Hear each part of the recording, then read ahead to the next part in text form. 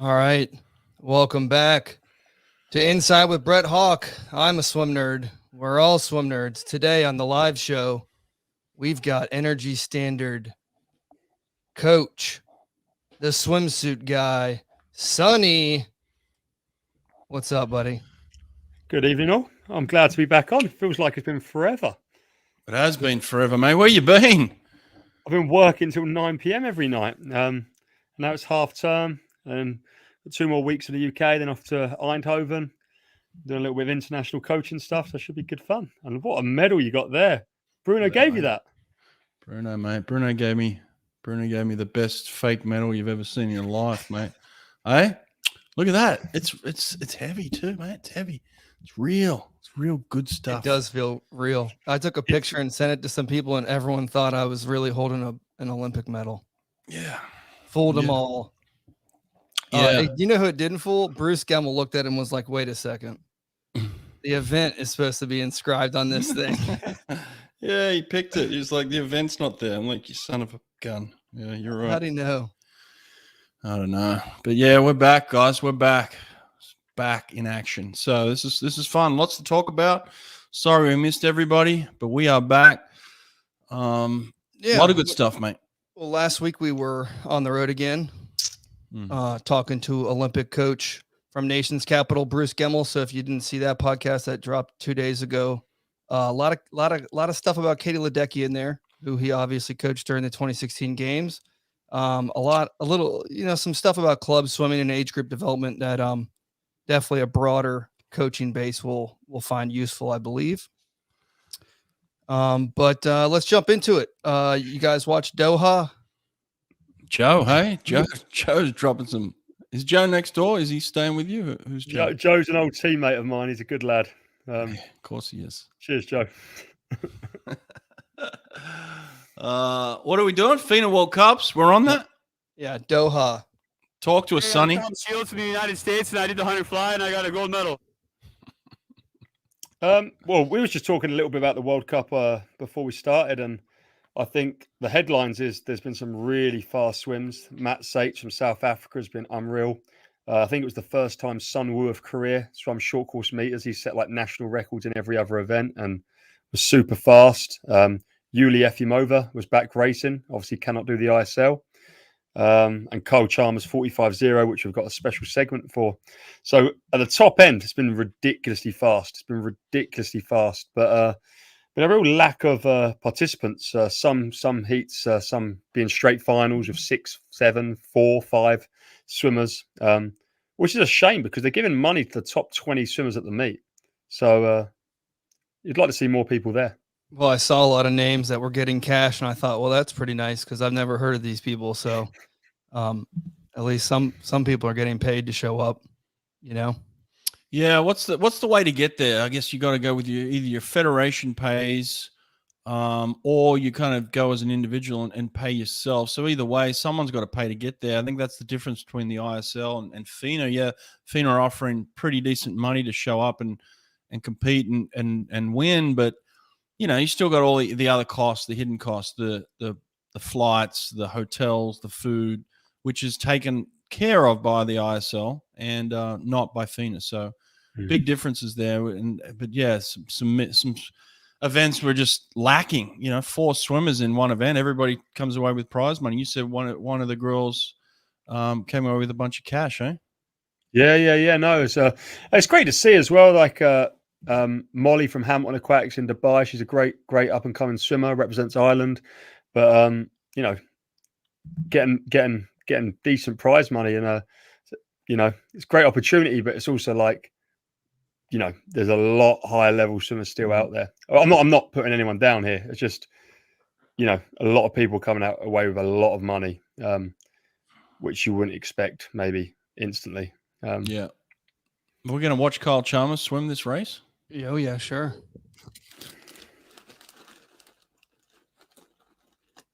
Oh, perfect. Yeah.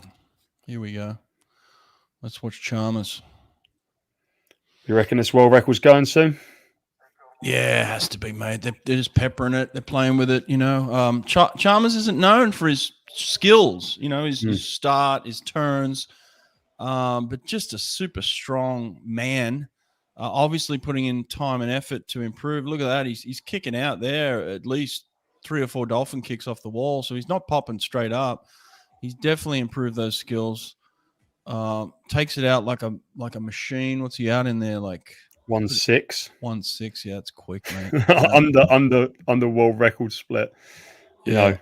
He just doesn't fade much, does he? I guess the suit probably helps here at the back end of this race, kind of holding Amory Laveau up a little bit higher to hold that world record speed. But Chalmers right on it, mate. Closes like a machine.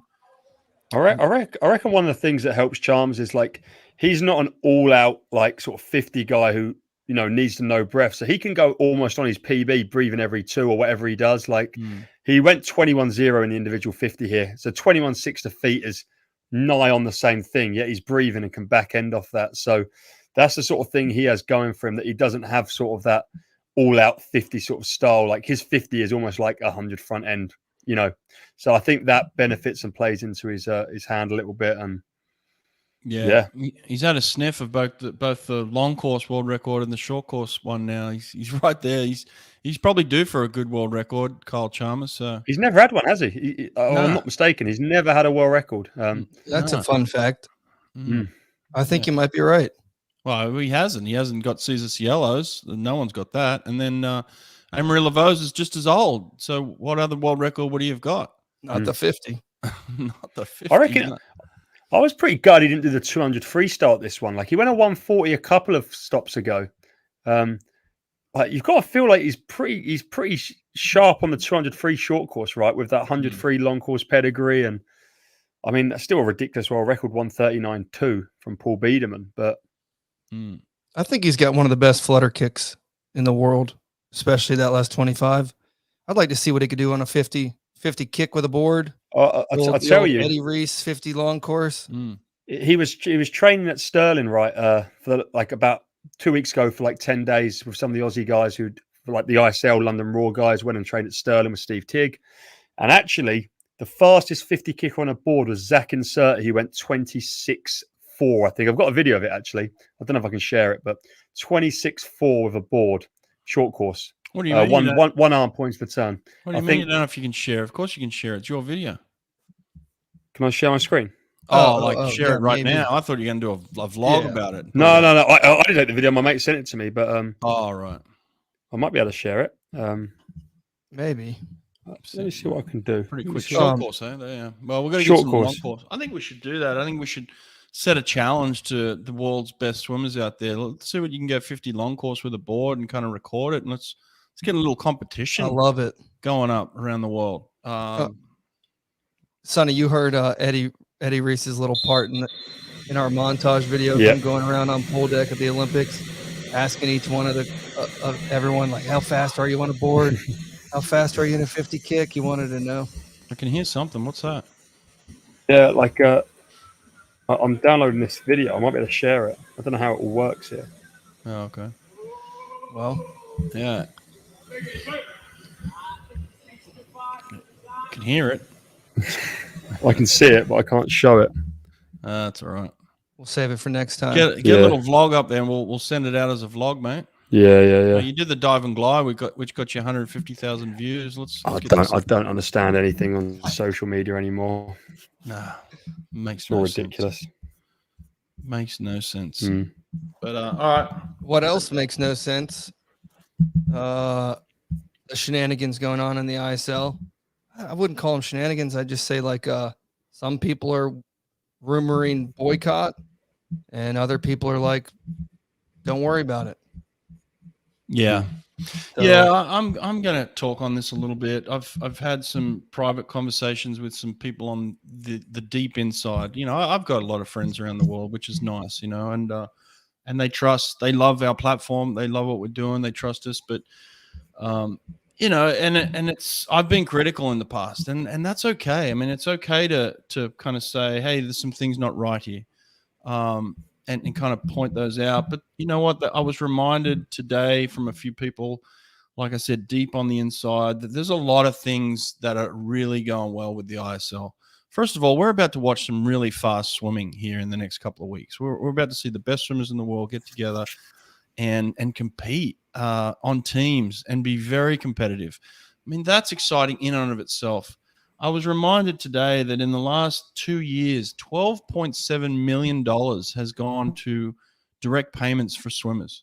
That money has been paid out. There is some money that is lagging. It's a couple of $100,000, but when you're talking about 12.7 actually has already been paid out, I think that's been overlooked a little bit. And that's more money than swimmers have made in the last 30 years in prize money. So there are really good things. And I've always said I do not want the ISL to go away. I've always also said too that I've had some people that are certainly struggling and could use the money, and that money is lagging a little bit, but a lot of it has been paid out. And there's a lot of really good things that the ISL are doing. I think it's very easy for people like me on the outside to jump on it and be critical at times. But we've also got to take a deep breath here and say, we don't want this to go away. The fact that Sonny and top coaches in the world and top swimmers in the world are even being paid to live in Italy for a period of 5-6 weeks, like we're just talking about the World Cup, how people aren't turning up to that because you got to pay for it. These athletes, hundreds of them, were paid to go and live in Italy for 6 weeks. Imagine the expense of hotels and flights and food and all of that went into just having the event itself and having those athletes show up. So, look, it's easy to be critical, but I don't want this thing to go away. We want it to continue. I think the ISL, from what I understand, know that they've made a couple of, hiccups, mistakes, and they do need to get better. But that doesn't mean the whole thing is a disaster by any means. The whole thing is very, very successful, but there's things that they need to get better. And I just want to keep reiterating that. We love the ISL. We want it to continue. Keep paying people. Try and be better with on time. But, a lot of money has gone out. So let's just stick onto that for a second. Well, it's hard to yell at someone that's reached into their wallet and paid out $40 million already, right? He's lost $40 million, this guy, in the last couple of years. Yeah. He's going to probably lose another 20 million this year. So one man is paying everybody to try to get this thing up and running. Mm-hmm. Got to get the revenue in the door. That's another issue besides the point. But yeah, this guy's, how can you bite the hand that's feeding you, so to speak? Yeah. I mean, Sonny, you've had, just in terms of your experience, it's been incredible, right?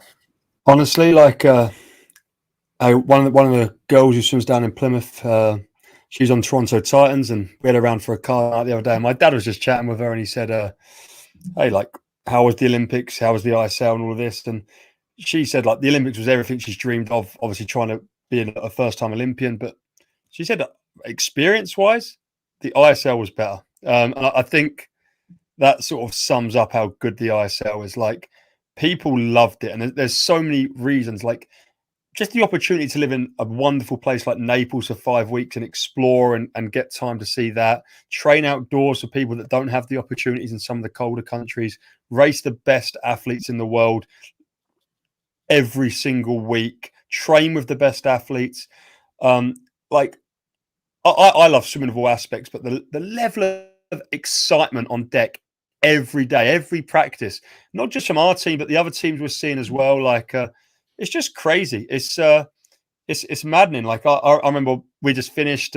Klim had just come out of the gym, and we're watching Caleb Dressel and Justin Resch try and dive over the flags, and then he tried a somersault over the flags. And this is the sort of thing that's happening every day, and everyone is truly loving it. Like, people might be a little annoyed they've not been paid on time, and I think rightly so, but people are loving the experience at the ground level. And the fact that also then there's an opportunity to earn a lot of money on top of that just means it's even better, right? So I'm massively pro ISL, and I hope it sticks around because, well, now I'm part of it. It would be really handy. Well, again, like I said, the majority of the payments have been paid already. The $12.7 million has directly gone to swimmers in the last couple of years. It has gone to them already. they are waiting on a payment here or there. Some of them, but that doesn't mean that none of them have been paid. I don't want to get that to be mixed up here. And what do you do? What are you just going to boycott? And then it's really over. I mean, if you boycott, there's no chance of getting paid. There's no chance of the next season. It's probably just kaput. So it's like, what do you do? Yeah. I mean, he's always paid. That's what I've been told by people on the inside that are there that love it. He has always paid. Some of them are late, but the majority of them have always been paid, and people do not want this to go away, including myself. So let's focus on the excitement of the ISL. Let's focus on the positivity of it right now. I mean, if things become some sort of tragic mess, then we're going to talk about it for sure. We're not being paid by the ISL to say positive stuff or negative stuff. It's like we're just going to give our opinions, but the fact of the matter is there's a lot of really good stuff going on, and we should focus on it. I'm excited about the racing coming up the next few weeks. All right. European women real quick. What in specific about them? We did, Brett and I just did some votes for Swimmer of the Year. For Swimming World. And I think we were both like really surprised, and you're going through all the African swimmers, all the European swimmers, the Pacific Rim swimmers, the Americas swimmers. And it was very noticeable. There was not a single gold medal coming out of Europe for women. Individually, yeah. Not a single individual women's gold medal at the Olympics. I was very surprised by that. I thought, as I was reading through it, trying to put my votes in, I was like, no way. Like, what? Not a single one. Now, that's not to say they didn't win medals and didn't perform well, but just in terms of gold medals, there wasn't one in Tokyo by a European woman. Surprised.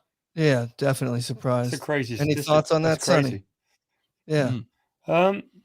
I know, there's obviously some brilliant women European swimmers. You've got your likes of Sarah Sjostrom, Pernilla Bloom, Ranami Kwamajojo. But I guess they swim similar events. There's Katinka. a little bit of hardship. Katinka, of course, and I think without again not being nasty, but there's not really been any big breakthrough younger European swimmers, women swimmers in the last sort of 5 years. The girls that are good or the women that are good, they've been good for a long time. And Katinka can't win gold medals forever. Ranami can't win gold medals. She was the double Olympic champion in 2012. Pernilla can't win gold medals forever. Sarah, she will win gold medals again. I'll say that, but again, can't win them forever. So, the elbow was massive, and the fact she come and got medals in itself was phenomenal. And she went like 23-1 the other day at ISL. She's brilliant. Sarah's brilliant. But I think there needs to be a breakthrough of some next generation European women, and that's probably where they're lacking. The big winners were Australia, China, Japan, and America on the women's side at the Olympics. They were the four kind of nations that really dominated. Yeah, I mean, Australia has Emma McKeon, Kayla McCune, and Titmus. Ariane Titmus, yeah. I mean, each one of them won multiple gold medals. And each one of them could go again in 3 years. Yeah. So I think you hit the nail on the head there, Sonny. I think we haven't seen these young up-and-coming swimmers out of Europe, specifically female swimmers. Pilato maybe, but that's like a 50 breaststroke. Yeah, she got work to do. Anyways, I thought it was interesting. Yeah. Europe, you got to show up. I shouldn't talk over Evgenia Chikhanova. She come fourth at the Olympics in the 200 breast, and she looks absolutely incredible every time I've seen her race. So that's my next European gold medalist, Evgenia Chikhanova. Oh, that's a good pick because I think I had her ranked number 4 for European women this past year. Fair enough. Who did you have number 1? Sjostrom. I had Sjostrom too. Yeah, can't argue with that. I mean, she's number 1 without an injury, but she was certainly number 1 with an injury as well. Like coming off what she did, I mean that's sick. It's ridiculous to break your elbow like that and have all those screws and plates put in, and then come back and win Olympic silver. Come on, man. That's a performance of a lifetime right there. Incredible. Yeah. Good for All her. right, short course world championships, Abu Dhabi. Couple of things. Japan's not coming. All right, so they're out.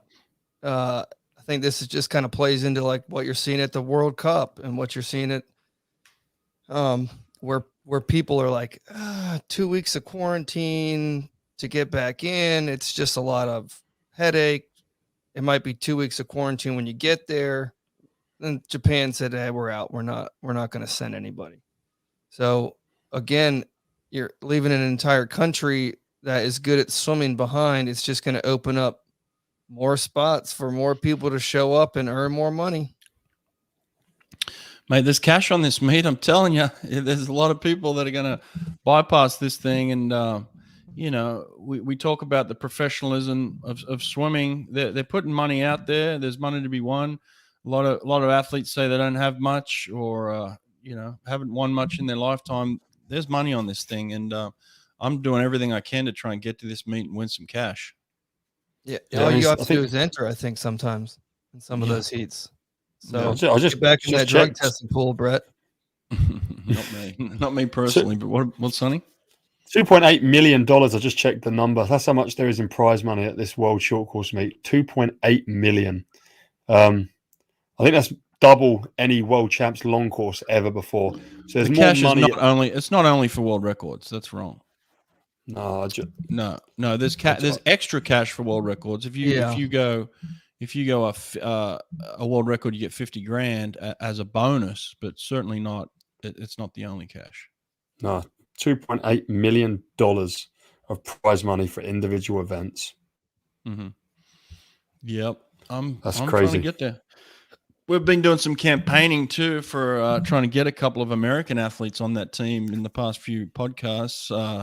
Tom Shields, we've been campaigning for him, and Coleman Stewart. Coleman for sure. We put out a campaign. Peter Nelson. Peter, yeah, and I think we had some success with. I know at least one person that we may have had some success with. So feeling pretty good about our campaign so far. We'll keep pressing forward. Well, USA Swimming still hasn't put out their qualification. I mean, they haven't put out team, who's made the team yet, right? No, I think they're going through their lists of people to get approval or denials or so they go down a list of like first response. Do you want it? No. Like I spoke directly to Lily King, and the podcast will come out early next week, and she said she's not going. So like you go Lily King, and then okay, who's the next best? Do you want it? Okay, do you want it? So it takes time. I understand why they're taking their time with it to get the right team, but they're going down their list right now. Why doesn't Lily want to go? She said she is happy with her ISL racing. She doesn't really care about the money that's being put up. She's raced a lot. She didn't take a break after the Olympics. She went straight into training, which I was very surprised by. We had a really good conversation. Again, it's going to come out on Monday. We had a great discussion with Lily King. She was very open. I love it. She says she's learned a lot from saying some certain things, but she's also not afraid to say things, so it's like she's got personality, and I like it a lot. But I think she's pretty tired, and I think she sees the next 3 years, and she wants to spend Christmas with the family, just not really competing. So that was it. Interesting. I thought she's just gonna go make some money. She's making money, man. I've got the prize money here. It's 15 grand from a win, 12 grand for silver, 10 grand for third, and it's down to 3 grand for 8th place. Yeah, do you want to take that back, Maserati? 15 grand for a win, mate. It's nothing to sneeze at. So, that's 5 grand more for a win than last Worlds, and actually third place at this Worlds will win more than what won last World. So you get more for getting bronze than you used to get for gold. So it's going in the right direction. Bronze pays, baby. Bronze pays. You can thank the ISL for this too.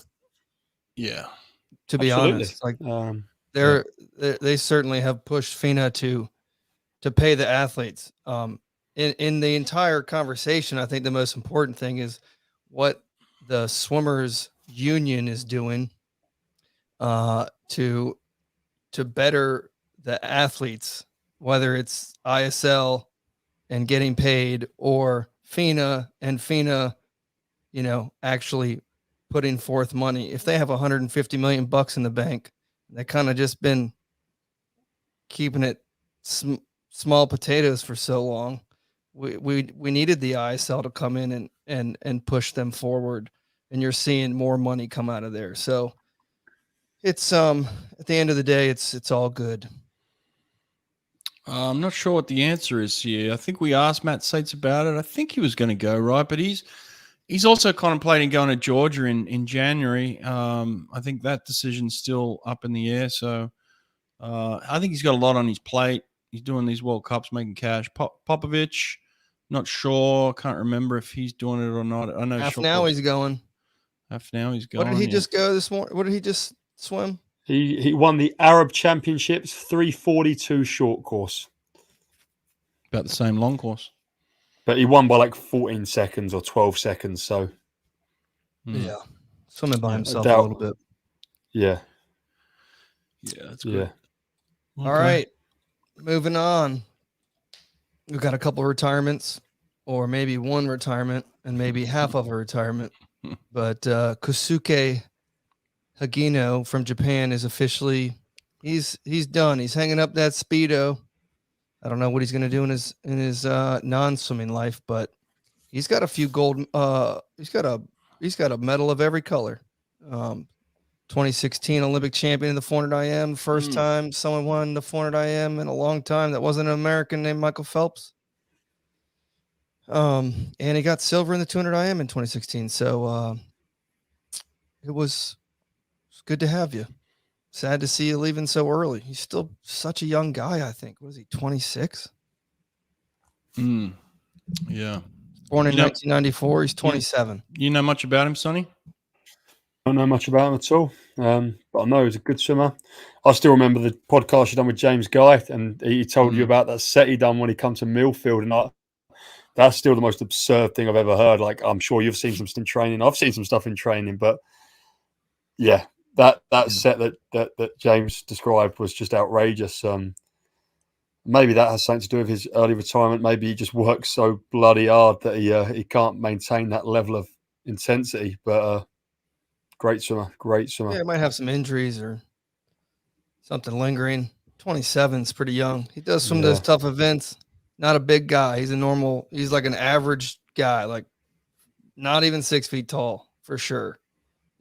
So, and then the other one is Mark Schubert, the legendary, sometimes polarizing, sometimes controversial American Olympic coach who's been on, I don't even know how many Olympic staffs, 6, something like that, maybe more. He's coached loads and loads of Olympians. He's retiring from Mission Viejo. Just got off the ASCA board. Seems like he might be maybe hanging it up for good, or maybe he's looking for something new. So he's got 3 years to Paris. I guess we'll see where he lands. Yeah, I don't know much about the situation of him leaving. I have heard some word on the street that he might be popping up somewhere again in Southern California, but we'll see. I don't know. Good luck to him. He's had a great career. And we'll see what happens from here. But interesting stuff. I do want to go back to one thing you just said there, Nate, about Hagino swimming the tough events. I'm not sure what you mean by that, mate. Is there an easy event that he should have picked? What are you referring to? I mean, he's a 400 IMer, baby. What does that mean? It means it's a tough event. It's a tough event compared to what? The 50 freestyle. Bull snizzle. Was he in the gym lifting what we're lifting? Mate, I was putting a car over my head every day, right? Yeah, squatting a car over my head, to get off that block as quickly as I could. Yeah, and you're telling me that's not tough? I mean, it's tough in its own way. It's just not training for a 400 IM. I always laugh at it. I'm like, people that think the 50's easy, Bruno Fratis goes 21.2. I'm lucky enough to coach him. Try going 21.2 in the 50 and tell me that's not tough, mate. That go sub 410 in the 400 IM long course. Ow. Boring. Who'd want That's All right, who do we got on the podcast this week? We have Amanda Beard coming tomorrow. I kind of surprised people a little bit here because I was talking about how I've got Lily King. I talked about her on my Instagram, but didn't really give away the fact that we have I had Amanda, right before her. So in the last few weeks, we've had the current 200 breast world record holder. We've had an Olympic champion, Amanda Beard, in 2004. And then we have one of the current world record holder in the 100 coming up on Monday. So like all these female breaststrokers coming through the podcast and sharing their stories been a lot of fun. So Amanda's amazing, great story. I mean, a lot to talk about. Obviously, long career, and some of it has been talked about at length. I mean, she's written books. We know a lot about Amanda, but I think she was very personal on this one and very willing to share. I loved it, getting to know her more, and I think she's just one of those legends of the sport, mate. Sonny, you remember watching Amanda at all? Or is she a little too old for you? The majority of her career was a little bit before my time. My first standout memories of watching swimming were Beijing. So she was sort of Athens and back all the way to Atlanta, wasn't she? So a little bit before my time. Yeah. But I know who she is, and I must have watched Ray's videos countless times. So I know what she done. She's more my age. I think like when I was a kid, she was a kid, and I watched her like with her teddy bear, go behind the blocks at the Olympics. And I think I was a year younger. So I was probably 13 and she was 14. I'm just thinking, what in the world? How is she swimming at the Olympics? Yeah. 14 years old. Talk about that a lot, but one of the real interesting stories coming out of this podcast is 2000. She was not picked to make that team. She was swimming very poorly. She wasn't picked to make the team at the trials, and then she goes ahead and wins the bronze medal at the Olympics. So she talks to us about her performance at the Sydney Olympics, the moments before she goes out to win a medal. Again, she was completely written off. She's in lane 8 and barely scraped into the final, but shouldn't have even been in the final. And then she had a conversation with head coach at Arizona. Frank Bush, yes, thank you.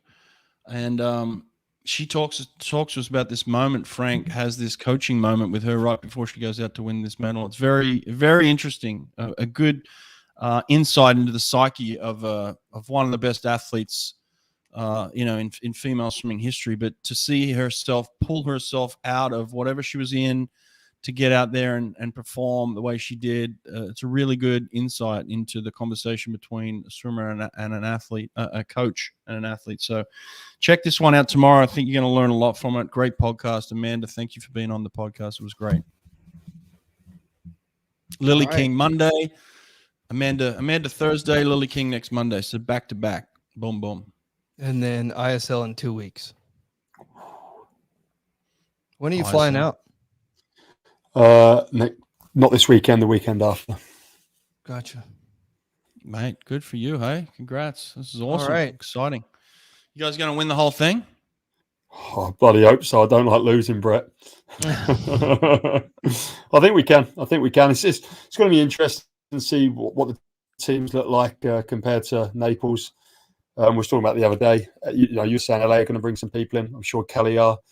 We should have a couple extra swimmers. So, they make an impact, these different swimmers. And there's been a lot of talk since you went out there and started doing behind the scenes. Everybody's talking about how every team needs a new Sonny. Someone, and I believe that's true. They should have someone that's just dedicated to social media, doing behind the scenes. And I'm still coaching twice a day as well, Nate. I'm still. Oh, I know. I'm still coaching the sessions as well. I totally understand. That's why I said they need a Sonny that's not like also a coach. They just Someone- need a social media person that's just in charge of videotaping and putting out content from behind the scenes for every single one Well, of these teams. I kind of disagree. What I like about Sonny, he's got the relationships with the athletes. He understands what to film and what not, what to put out there. I think Sonny's got a real eye for it, which I think is great. I think they need more Sonnys. You're right. I think each team needs someone who's got the inside with the athletes, who the athletes are fully prepared to kind of open up to him and share whatever they need to share. And then he's also got the eye for like, hey, let's film this. Let's look at this. So some great stuff coming out of there, mate. Keep it up. I think you're groundbreaking. I think, Cheers. Cheers, guys. good stuff. We'll keep promoting it for everybody, pumping it out. So For sure. all right. Loved it. Good to see good you stuff. guys. Yeah. Cheers. Hey, I'm Tom Shields from the United States, and I did the 100 fly, and I got a gold medal. Or Breck out of bronze. Yeah. See you next week.